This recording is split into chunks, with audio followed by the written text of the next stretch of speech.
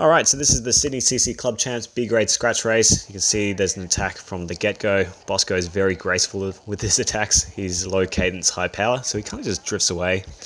And this is at Heffron Park in Sydney. Awesome course, lots of corners, lots of wind. And as you can see, I've got a front and rear camera, and I'm going to be doing commentary. Hopefully you'll learn something today. I'm no really competitive rider. I ride B-grade in Sydney.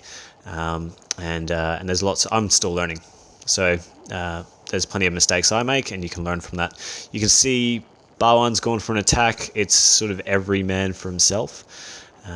Everyone sort of responds. Lewis in the red and navy there, he's quite powerful. Has gone up the road to close it down, and I'm just happy sitting here. I'm it's early on in the race. You can see the lap timer. It's just a running time of the entire race, so 3 minutes in. And you can see, again, as I mentioned at the start, that these attacks aren't really wasted if they don't work. You can see they string the field out and they create gaps. So people have to go into the red, people have to essentially burn matches that they didn't want to have to burn. Bosco goes again. He's in the far right, in the blue. Again, super graceful, low cadence, high power. You hardly realize that he's attacked. He was brought back. There has been more attacks. Barwan goes to respond. So everyone's really fresh at the start of a race. Very rarely does the winning move come in the first 10 minutes, I find. And here, Tim... He kind of drops a wheel because of that attack. It creates a gap, and it sounds really harsh, but at some point you need to make a decision as to whether or not you're going to stay on that wheel. Is he going to get back to the bunch? Johnny on the left has decided he's going to go up the road. My power meter stopped working here for some reason, but I've had to put down some serious effort to re-bridge to the group, as you can see here. I guess it's a strategic thing. You need to sort of have a sixth sense of when someone's suffering. My power meter started working again. This guy sat up as Barwan attacked. He was obviously saying, look, you guys do the work to chase this attack down. Obviously, there'd been a lot of attacks off the front. People were getting tired. And so I decided to chase this one down. So I went to bridge. Decent power down, sort of went way into the red, and luckily Lewis had responded in kind as well.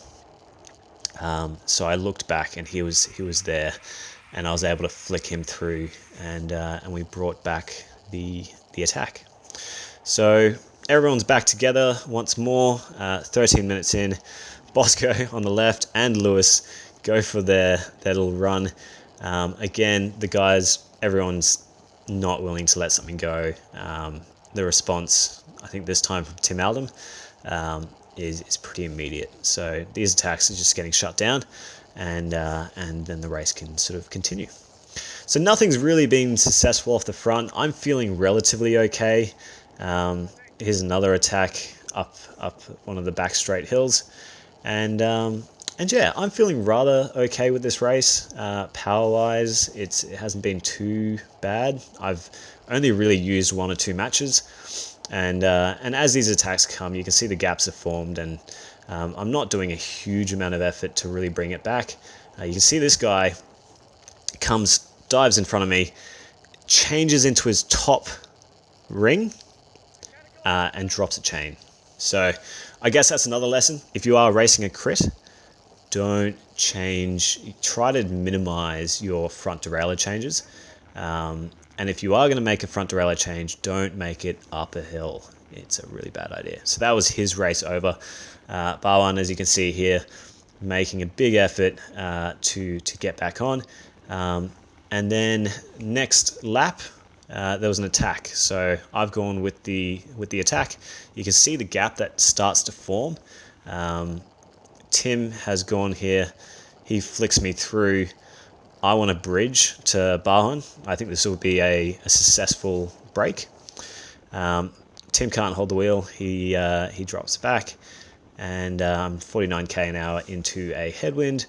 And I can tell Bahuan's suffering here a bit, so I decide to go past him and get him on my wheel. Again, we're holding a pretty good pace. We've got a huge gap now, and yeah, Bahuan, excellent bike handler, really talented rider, and you can see just how close he is drafting to my back wheel here. So super rider. Bahuan is actually my lead out on a lot of the races. So I'm generally a sprinter, and Bahuan usually leads me out, and he did so pretty much all of last year. So I felt obliged to really help him in this break and make it work. So I'm putting in sort of above my threshold power to get it to work. So I was doing sort of 300-400 for that sort of period, 300-400 watts. And you can see on his wheel, you know, you're putting in 100-200 watts. Drafting is an amazing thing. So you can conserve a huge amount of power, almost a third of your power, just by drafting. I know I can't make it in this break. I'm not that type of rider. Just stay on because I'm going to drop back eventually. So basically I tell Bahuan I'm going to use all my matches to get him as far away as possible. And hopefully he has a successful break. So this is a 35-minute race, so he's only got to hold on for another 11 minutes or sort of 10 minutes, which it's not above his skill level. He's he's got a massive engine. So putting in pretty big power, not sustainable, the wattage that you see there by any means, and yeah, we made a huge gap. I didn't actually realize how big the time gap was, but you can see here 25, almost 26 minutes. I pop and Bahuan goes, and I thought that was my race over, but at the 27-minute mark, so we actually had a minute worth of gap on the race. I put down a bit of power and hopped back on. So it was game on. I had sufficiently recovered, and I was able to hop back onto the actually the head of the race, the chase group, who was chasing Bahuan down. So Bahuan, as you can see in front of me, got brought back 3 minutes later. So it was Heffron's pretty difficult to stay away in the wind, because it does get super windy at Heffron. If you've ever raced at Heffron, you'll agree. I actually made a massive mistake here. You see I went super wide, and I've had to put in a huge amount of power to get back on. So a bit of bike handling saves you massive watts, and sometimes when you get a bit sloppy with your bike handling, it can be pretty fatal to your race. I'm going to single this incident out here, not holding your line in a race. You'll see this just here. Yeah, that sort of stuff. It's very simple. Keep your line. Race, there's wiggling stuff in front of us. Just hold your line. Keep the bike straight. Be predictable. Because if you're not predictable, you're going to cause a crash. And no one likes to crash on Heffron because the surface just eats your skin. So this is the last lap, I think. So there was the bell, and Michael is in front of me. He actually can't contest the sprint because he's an A grader and he's coming back from injury. So he can't contest. So I'm sort of waiting for him to pull over to the side. I'm getting a decent enough draft off him. So you can see he sort of pulls off, and yeah, so I can sort of power up and try and make the top, make a top finish. So I'm 5th at the moment. Bahuan and another rider up the road. Tim here is pretty cooked. He looks at me and sort of flicks me through. So I took this corner way too quickly. I've actually crashed on this corner before as well. It's a difficult corner, and putting in decent effort to get onto the back of a wheel here. And it's a headwind straight again, so you don't want to spend too much time in the wind. So I've bided my time. I know roughly my sprint ability, so I'm on the draft here, and I push plus 1,000 watts. I think I peaked at 1100. Straight up to Bahan and then past. This is almost a carbon copy of what happened a week prior. And but yeah, I didn't actually win. It looks like I won there. I didn't actually win. I stopped pedaling maybe a second before the line, and I don't think I'll be making that mistake ever again.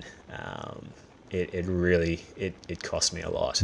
So inexplicably, I thought I was completely alone with my bridging efforts, but Johnny here, absolute madman. He's come from a long, long way back. Kudos to him. It is just, he's done an incredible sprint here.